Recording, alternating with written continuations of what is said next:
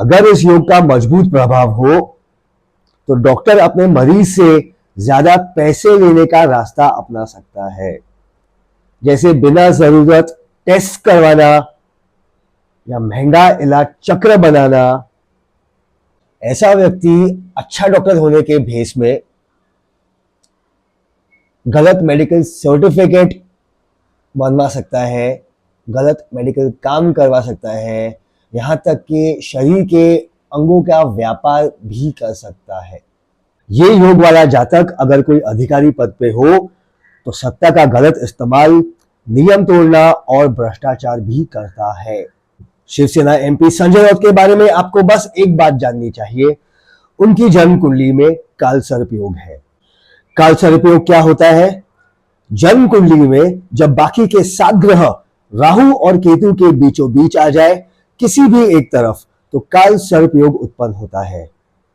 काल सर्प एक बहुत ही हानिकर योग है, इसलिए इसे काल सर्प दोष भी कहा जाता है और मुख्य रूप से 12 प्रकार के काल सर्प योग होते हैं। यह है संजय राउत की जन्म कुंडली। यहां राहु है 6ठे घर में, केतु है 12वें घर में और बाकी के 7 ग्रह एक तरफ आ गए हैं। यह हुआ 6ठे प्रकार का काल सर्प योग, महापद्म काल सर्प दोष। यहां 12वें घर में केतु के साथ शनि भी है, बृहस्पति भी है, चंद्र भी है, तो 12वें घर में बनते हैं विष योग, दूसरे प्रकार का श्रापित योग, केमद्रम दोष और दूसरे प्रकार का चंद्र ग्रहण दोष। ये अच्छी जन्म कुंडली नहीं है, वैसे भी मैं अच्छी जन्म कुंडलियों के बारे में बात करता ही नहीं हूं। बाकी सब काल सर्प योग जैसे महापद्म काल सर्प दोष को भी कठिन योग माना जाता है। इस योग को झगड़े, अदालत के केस, पैसे का दबाव, चुपके से नुकसान करने वाले लोग, काम में रुकावट, बार बार फेल होने का चक्र और संघर्ष वाली जिंदगी से जोड़कर देखा जाता है। ज्यादा करके केसेस में महापद्म काल सर्प योग जीवन में परीक्षा जैसा हाल बना सकता है। अगर इस योग का मजबूत प्रभाव हो तो डॉक्टर अपने मरीज से ज्यादा पैसे लेने का रास्ता अपना सकता है, जैसे बिना जरूरत टेस्ट करवाना या महंगा इलाज चक्र बनाना। ऐसा व्यक्ति अच्छा डॉक्टर होने के भेष में गलत मेडिकल सर्टिफिकेट बनवा सकता है, गलत मेडिकल काम करवा सकता है, यहां तक कि शरीर के अंगों का व्यापार भी कर सकता है। ये योग वाला जातक अगर कोई अधिकारी पद पे हो तो सत्ता का गलत इस्तेमाल, नियम तोड़ना और भ्रष्टाचार भी करता है। संजय राउत का राजनीतिक सफर महाराष्ट्र राजनीति के टकराव वाले माहौल में बना। झगड़ा, जनता आलोचना, अदालत का दबाव, विवाद चक्र। महापद्म काल सर्प योग पारंपरिक चिंतन में लंबी लड़ाई, इज्जत पर दबाव, पैसे संबंधी असुरक्षा और दिखाई या चुपके विरोध पैटर्न से जोड़ा जाता है। स्वास्थ्य चर्चा भी इस कहानी का हिस्सा है। महापद्म काल सर्प योग को लंबी तनाव बीमारी पैटर्न से जोड़ा गया है।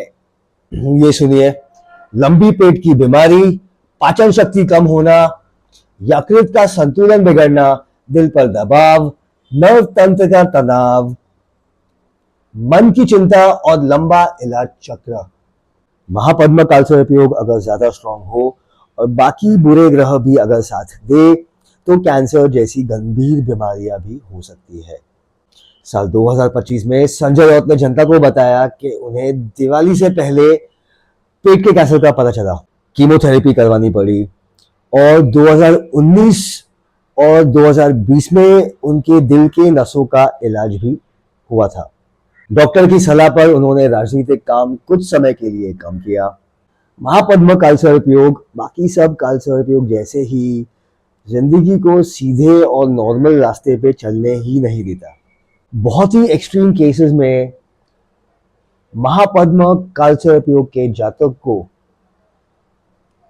30 साल से ज्यादा की सजा हो सकती है या उसे सजाए मौत भी हो सकती है।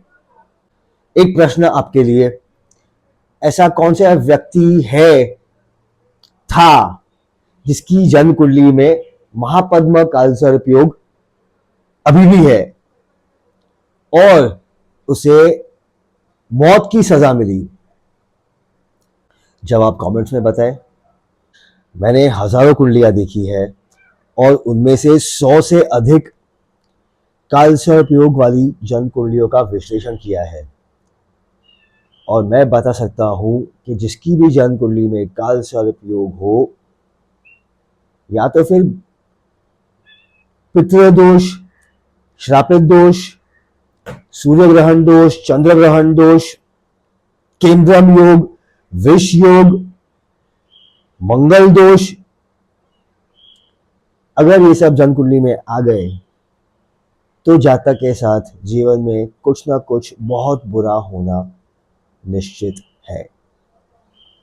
महापद्म काल सर्प योग दुश्मन तो देता ही है और संजय राउत की जन्म कुंडली में 12वें घर में, 12वां घर होता है छुपे हुए दुश्मनों का घर, और भी बहुत कुछ रिप्रेजेंट करता है 12वां घर, लेकिन छुपे हुए दुश्मनों का घर 12वां घर होता है।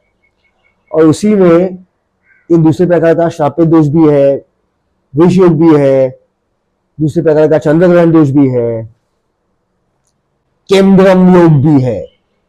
संजय राउत के साथ आगे क्या होगा, वो जो भी मेरे वीडियोस देखता है उसकी पैटर्न देख के बता सकता है।